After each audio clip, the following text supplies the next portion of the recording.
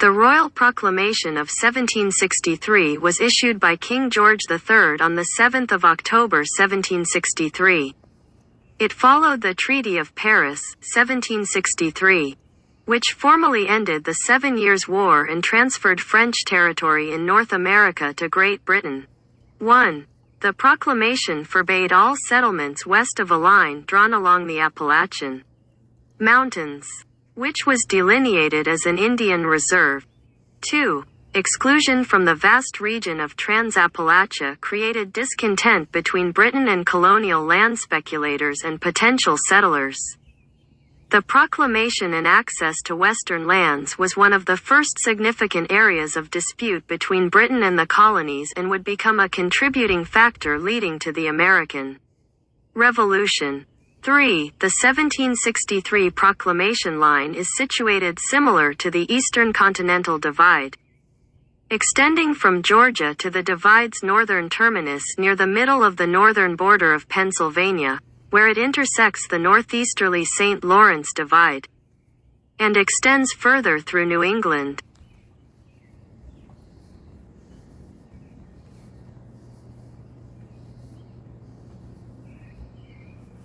Proclamation Line.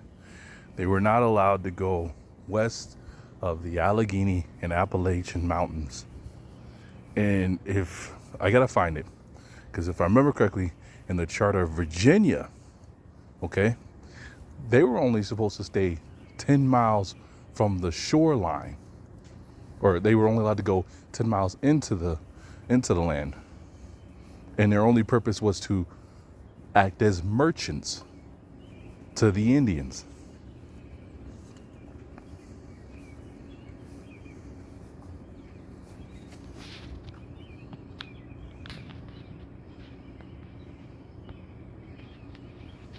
The Royal Proclamation continues to be of legal importance to First Nations in Canada, being the first legal recognition of Aboriginal title, rights and freedoms, and is recognized in the Canadian Constitution of 1982, in part as a result of direct action by Indigenous peoples of Canada, known as the Constitution Express Movement of 1981-1982. 4.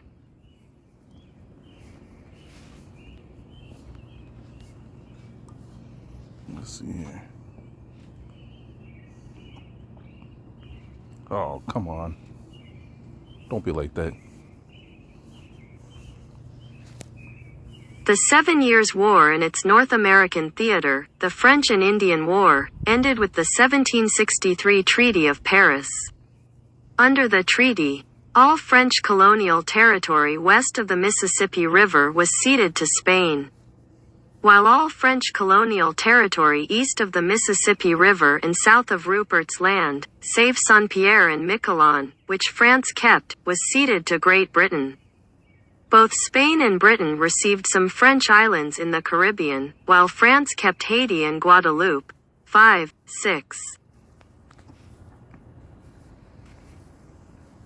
Got to get back into that book about the Indian treaties and laws, because Mexico keeps coming up in there as if they still have a playing role in the North America, and it's just not politically covered. They make it seem as if they're really separate, but really they control a lot. The Eastern, Orange Line, in the southern areas, and St. Lawrence, Magenta Line, watershed boundaries in the northern areas of this map more or less defined almost all of the Royal Proclamation's western boundaries. The Proclamation of 1763 dealt with the management of former French territories in North America that Britain acquired following its victory over France in the French and Indian War, as well as regulating colonial settlers' expansion. It established new governments for several areas, the province of Quebec, the new colonies of West Florida and East Florida, 7, and a group of Caribbean islands, Grenada, Tobago, St. Vincent, and Dominica, collectively referred to as the British Ceded Islands. 8.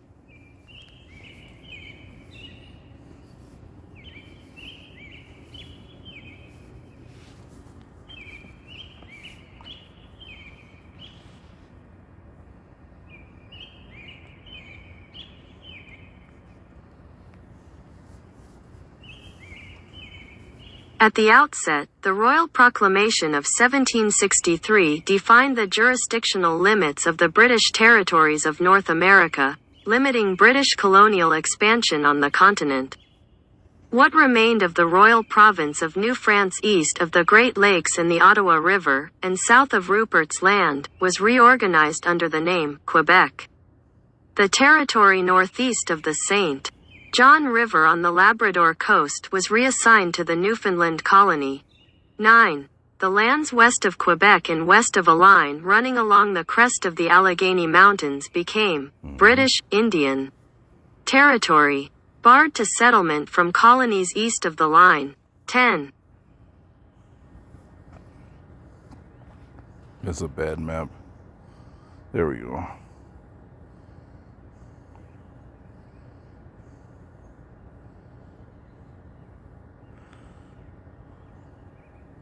"13 colonies." There's the line. So really, if you look at that, most of that, even in western New York, Pennsylvania, Virginia, West Virginia, Tennessee, Mississippi, Alabama, that's all considered Indian reserve. It's Indian land. So what right did what's his face have to remove them from this territory if it was agreed upon that this was supposed to be a land they weren't even supposed to be in, meaning the colonists.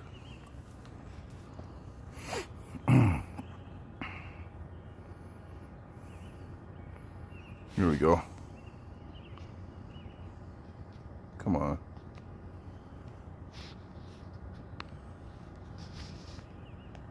Here we go.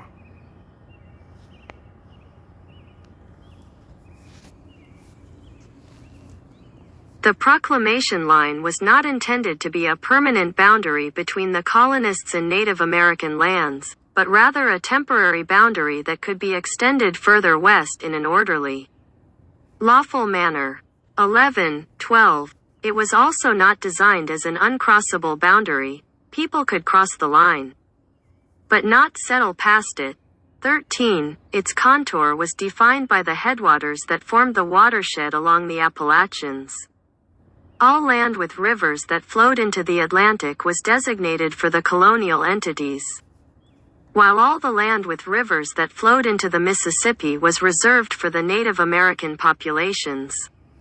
The proclamation outlawed the private purchase of Native American land, which had often created problems in the past. Instead, all future land purchases were to be made by Crown officials, at some public meeting or assembly of the said Indians. British colonials were forbidden to settle on native lands, and colonial officials were forbidden to grant ground or lands without royal approval. Organized land companies asked for land grants, but were denied by King George III. You see, something about this it's making me think I got to go back and look at that book. What is his name? Metacomet. King Philip, the Mulatto King. Because now I need to look and figure out how, if he was the king of these tribes from Florida to South Carolina, stretching into Georgia, right? He was their chief, but he was also holding the title as king and was ruler over the English, not the British, but the English in these territories. How does this proclamation affect him in allowing them to settle and have towns? Here we go. It always does this. Crazy.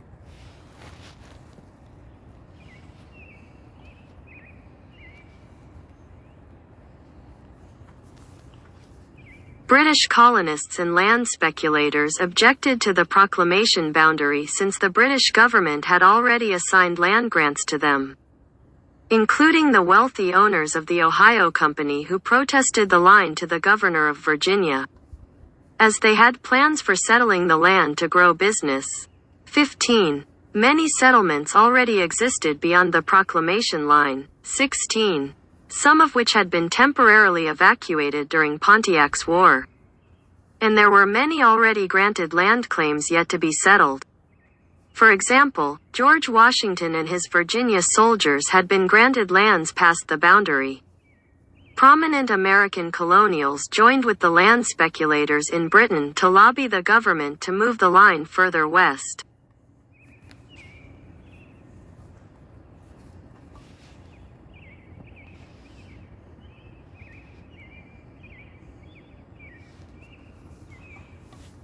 The colonists' demands were met and the boundary line was adjusted in a series of treaties with the Native Americans. 18. The first two of these treaties were completed in 1768. The Treaty of Fort Stanwix adjusted the border with the Iroquois Confederacy in the Ohio Country, and the Treaty of Hard Labor adjusted the border with the Cherokee in the Carolinas. 1920. The Treaty of Hard Labor was followed by the Treaty of Lochaber in 1770, adjusting the border between Virginia and the Cherokee. 21. These agreements opened much of what is now Kentucky and West Virginia to British settlement. 22. The land granted by the Virginian and North Carolinian government heavily favored the land companies, seeing as they had more wealthy backers than the poorer settlers who wanted to settle west to hopefully gain a fortune. 23.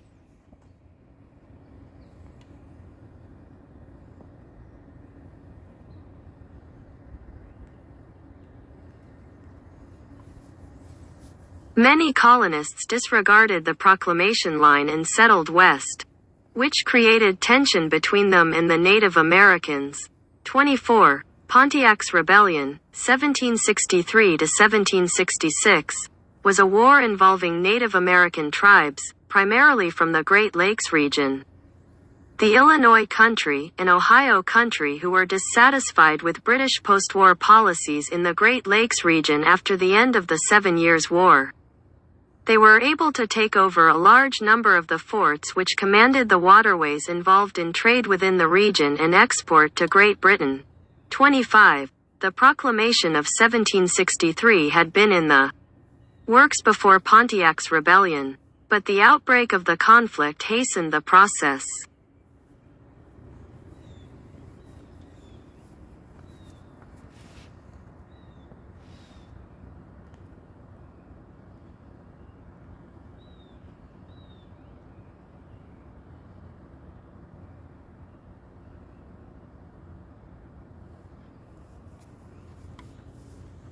The Royal Proclamation continued to govern the cession of indigenous land in British North America, especially Upper Canada and Rupert's Land. Upper Canada created a platform for treaty making based on the Royal Proclamation.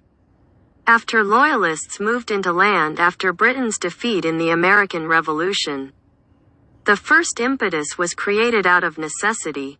26. According to historian Colin Calloway, scholars disagree on whether the proclamation recognized or undermined tribal sovereignty. 27.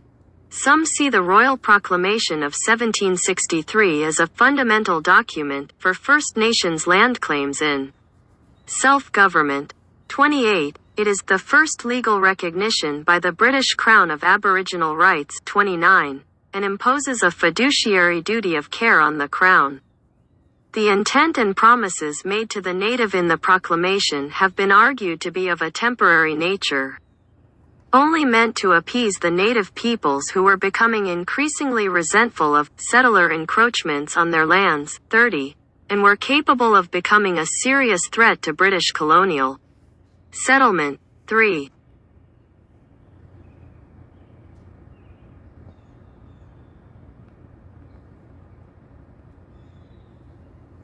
Advice given by a Sir William Johnson, Superintendent of Indian Affairs in North America, to the Board of Trade on August 30, 1764, expressed that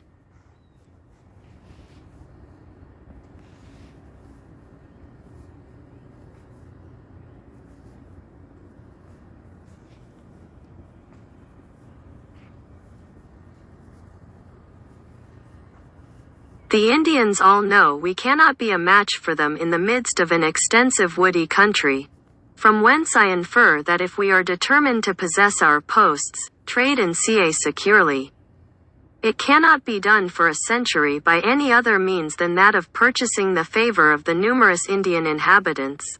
33. Anishinaabe jurist John Barrows has written that the Proclamation illustrates the British government's attempt to exercise sovereignty over First Nations while simultaneously trying to convince First Nations that they would remain separate from European settlers and have their jurisdiction preserved.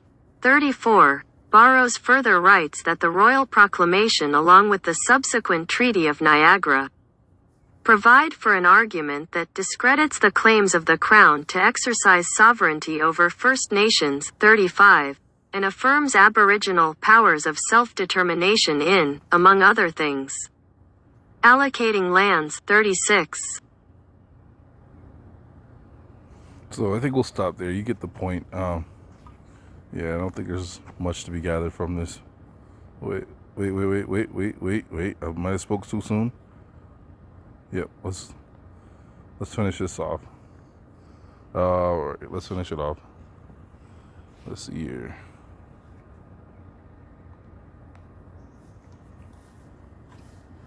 In October 2013, the 250th anniversary of the Royal Proclamation was celebrated in Ottawa with a meeting of Indigenous leaders and Governor-General David Johnston. 37. The Aboriginal movement idle no more held birthday parties for this monumental document at various locations across Canada. 38.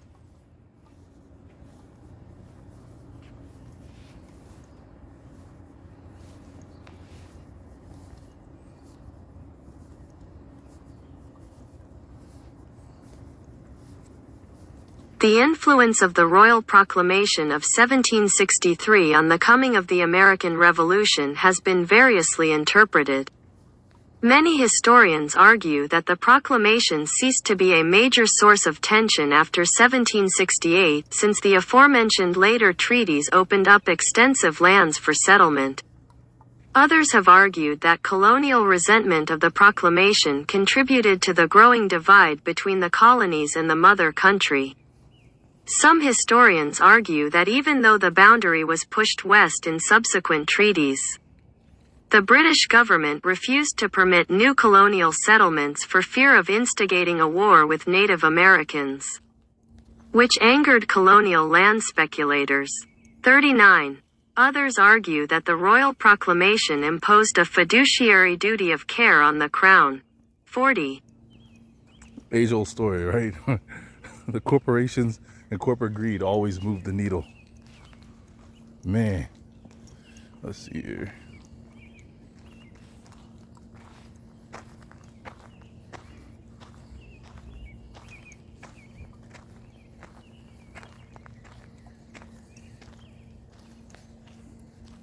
George Washington was given 20,000 acres, 81 square kilometers, of wild land in the Ohio region for his services in the French and Indian War. In 1770, Washington took the lead in securing the rights of him and his old soldiers in the French War, advancing money to pay expenses on behalf of the common cause and using his influence in the proper quarters. In August 1770, it was decided that Washington should personally make a trip to the western region, where he located and surveyed tracts for himself and military comrades. After some dispute, he was eventually granted letters patent for tracts of land there. The lands involved were open to Virginians under terms of the Treaty of Lochaber of 1770. Except for the lands located 2 miles, 3.2 kilometers, south of Fort Pitt, now known as Pittsburgh. 41.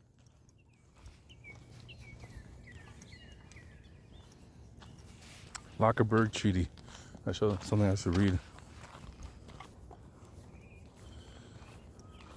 I wonder why Pittsburgh wasn't considered part of.